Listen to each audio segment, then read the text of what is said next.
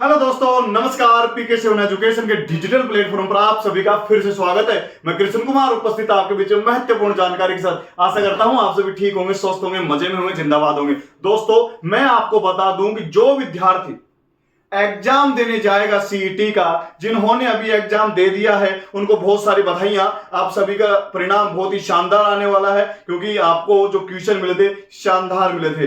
अब जो विद्यार्थी आगे एग्जाम देने जाएगा, जैसे अक्टूबर में 22, 23 और 24 तारीख को जो एग्जाम रहने वाला है, उसको भी अगर मुंहतोड़ जवाब देना है तो यह वीडियो केवल आप सभी के लिए। और आज की इस वीडियो में जो मैं बात करने वाला हूं ना, डंके की चोट पे सोल्व होने वाली है। और वो बात क्या रहेगी, सुनना।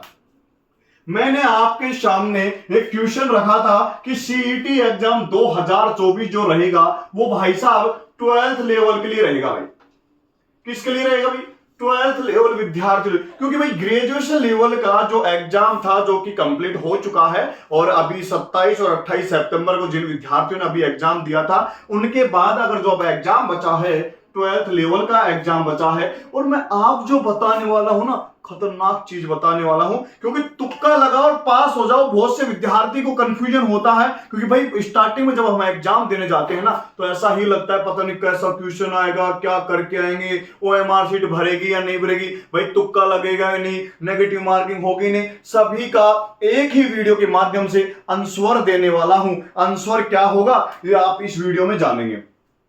सीईटी एग्जाम 2024 तुक्का लगाओ पास हो जाओ, गारंटी 100% कह रहा हूं आपसे। तुक्का लगाओ पास हो जाओ। तुक्का लगाएं कैसे? अब जिस विद्यार्थियों को कुछ आता ही नहीं है वो तुक्का लगाएगा कैसे? थोड़ा धैर्य रखो, आप धैर्य रखो, गारंटी देता हूं आपकी ही विजय होगी। वो कैसे? कि भाई मैंने मोटे मोटे अक्षरों में लिख रखा है कि तुक्का लगाओ पास हो जाओ, 100% ऐसा करने से आएगा। अब करें क्या?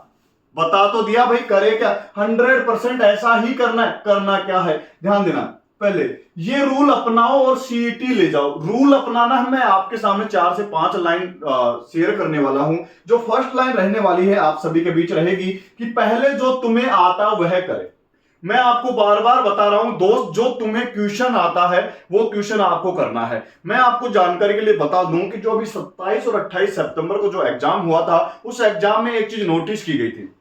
बहुत से विद्यार्थियों में यह देखने को मिला कि भाई आपकी बार जैसे 9 बजे से 12 बजे की जो शिफ्ट थी, 3 घंटे का टाइम मिला।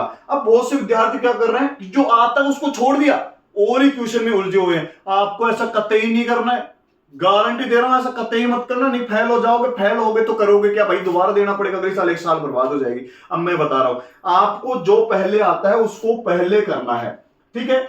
अब क्योंकि आपको जो 3 घंटा दिया गया ना, 3 घंटा इसी के लिए दिया गया है। पहले आपको जो आता है वो कर लो, उसके बाद जो तुम्हें नहीं आता है, फिर लगता है भाई इसमें तुक्का चल जाएगा, तो वो तुम्हें करना है। सेकंड में क्या दे रखा है?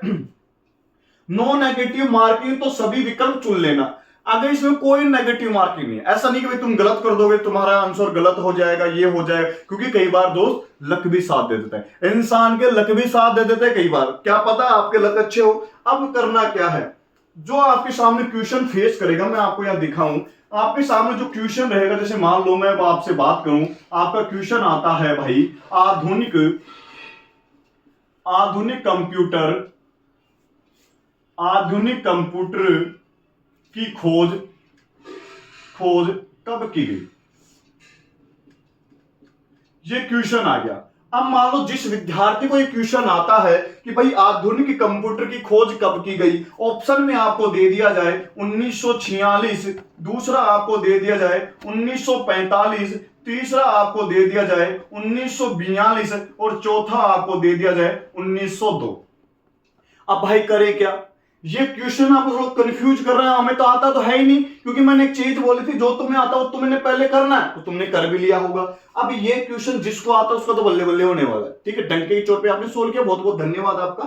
अब जिस विद्यार्थी को नहीं आता है, क्योंकि जब तुक्का लगाना हो ना, तो तुक्का कैसे लगाना भाई? बहुत से क्वेश्चन ऐसे होते हैं जहां पे तुक्का लग जाता है। कैसे? कि भाई आधुनिक कंप्यूटर की खोज कब हुई, तो आपको दो चीजें देखनी है। एक चीज कि भाई सबसे बड़ी वैल्यू इसकी 1946 और सबसे छोटी वैल्यू है 1902 की। तो आंसर जो आपका रहने वाला है, या तो या रहेगा या फिर ये रहेगा। ध्यान देना, क्या तो आपका आंसर ये रहने वाला है, क्या फिर आपका आंसर ये रहने वाला है। तो इन दोनों की बात तो खत्म हो गई।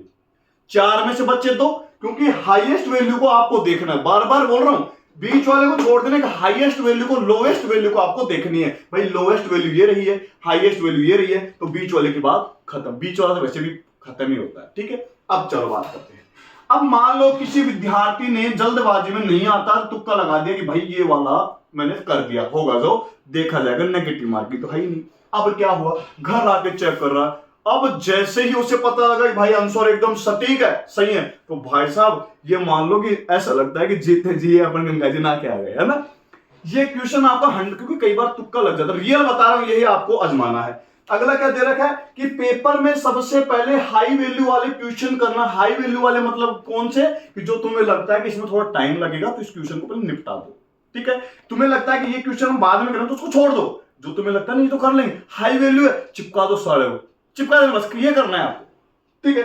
नेक्स्ट जो दे रखा है कि समय का ध्यान रखते हुए प्रश्न को बार बार रिपीट करना। रिपीट क्या करना है, क्योंकि कई बार क्या होता है कि जैसे अपन एग्जाम देने जाते हैं तो अपनी ये जो मेमोरी है ना, ये बहुत खतरनाक काम करती है। ये मान लो कि ब्लड प्रेशर इतना हो जाता है, आपको ये भी पता हो जाता है कि आपकी कौन सी बुक में क्या लिखा हुआ है, ठीक है। तो आपको क्वेश्चन को रिपीट करना है, तुक्का लगेगा। 100% कह रहा हूं, अगर आप ये अपनाते हैं तो 100% तुक्का लग जाता है, ठीक है। ओएमआर को सही भरे भाई। ओएमआर सीट जो तुम भर रहे हो, आपकी बार जो नया चेंजिंग किया गया है ना भाई, ओएमआर सीट के अंदर बहुत सारी चेंजिंग की गई है, क्योंकि पहले आता था 4 कॉलम, ए दे दिया, बी दे दिया, सी दे दिया, डी दे दिया, ये गोला दे दिया। देखो सपोज करो आपको 4 गोले दे, पहले ये होता था भाई 4 में किसी एक को टिक मार लो, आपने इसको टिक कर दिया। अब भाई ई वाला कॉलम भी आपको देखने को मिला है, और ई वाला कॉलम की जो वैल्यू है ना, तुम क्या बताती है, ई वाला कॉलम ये कहता है कि तेरे बस की नहीं है ये क्वेश्चन, तो इसको फिल कर देना।